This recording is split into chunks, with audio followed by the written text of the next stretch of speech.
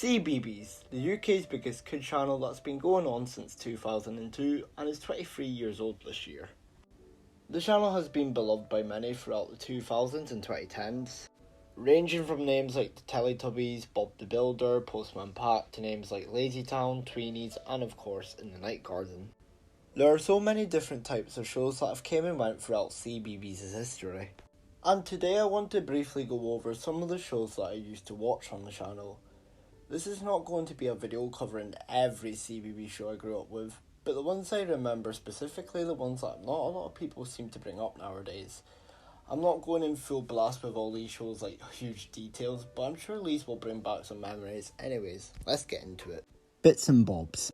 A series about two fluff balls, one which is pink and another that is yellow with red spots all over.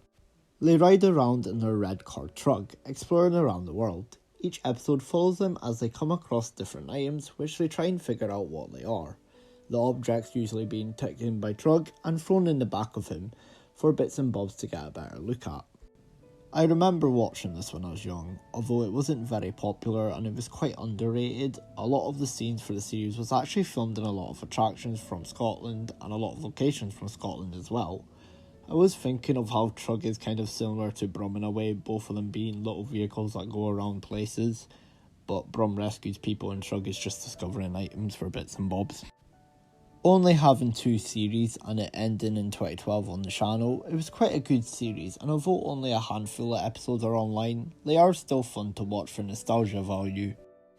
The Shiny Show. Basically CBeebies' version of Pointless. It's about 3 animal characters, Mucka, a purple monkey, Dogsby, a brown dog, and Tiggs, an orange lion, all taking part in a quiz, which has 3 rounds each. For every answer they get correct, they win a shiny, and the character who earns the most points wins the super shiny. But as well as they tell the viewers at home, if they get many questions right, then they would also be considered a winner too. In between rounds, Mucka, Tiggs and Dogsby would play out different stories or drama based on the theme of the quizzes. There is also a Llama Rama, who chooses the quizzers for the episode and also starts the rounds. The Shiny Show had a really good theme song which is catchy as hell. My favourite out of the lot was Mucka. I always wanted him to win the quizzes. I just loved his humour throughout the show. The series is really good because not only do the children get involved in playing the games, but also the grown-ups can join along in the quizzes as well. The series is just fun and overall well done, as well as I love the puppet designs, they're cute. Produced by the same people who did the original Bob the Builder, Rubber Dubbers is a stop-motion series that follows the adventures of a group of bath toys. 7 of them being Tub a Frog, Terence a Crocodile, Finbar a Shark, Sploshy a Starfish, Rex a Robot, Amelia a Flying Submarine, and Fiona a Whale. The plot for the series follows around one of the toys in the friend group usually dissatisfied with the way an activity or a situation goes. They then wish for it to go the way they planned by beginning the wish with the magic words "if only," which then takes them to Dreamland where things come true. Some of the other Rubber Dubbers appear in their dream world as well, where they play different versions of themselves in order to either assist or hinder the character that made the wish. It always turns out though that the wish goes wrong within the dream world. The character then complains again with another "if only" wish, which automatically stops the dream.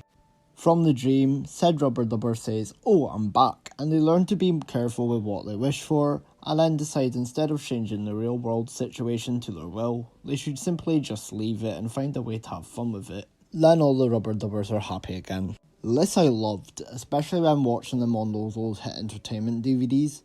Good writing for episodes, lovable characters, and really good stop motion animation. Rubber Dubbers is fantastic and a joy from my childhood personally. The Koala Brothers. Another stop motion animated series here, following the adventures of Frank and Buster, the Koala Brothers, who live in the Australian outbacks. The show ran for 3 series up until 2007. The episodes focus on one of the Koala Brothers' friends in the desert usually having an issue or situation with something, which results in the brothers offering to lend a hand.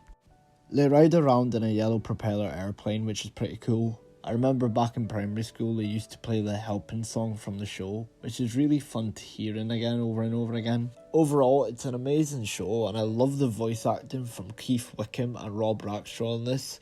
They do brilliant voices just like they do in other projects too.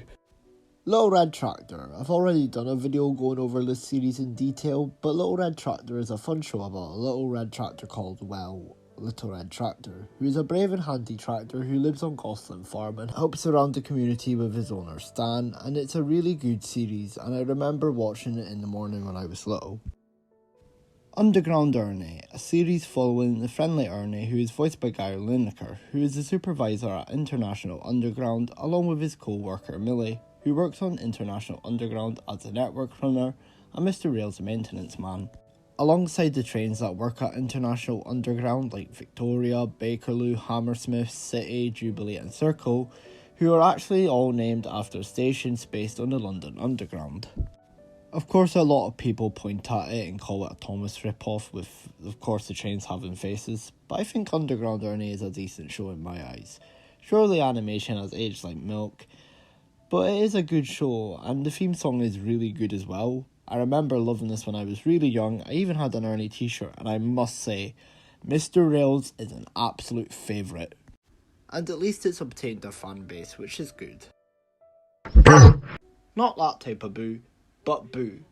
Boo was a cartoon series from 2003 that aired on CBeebies until the late 2000s.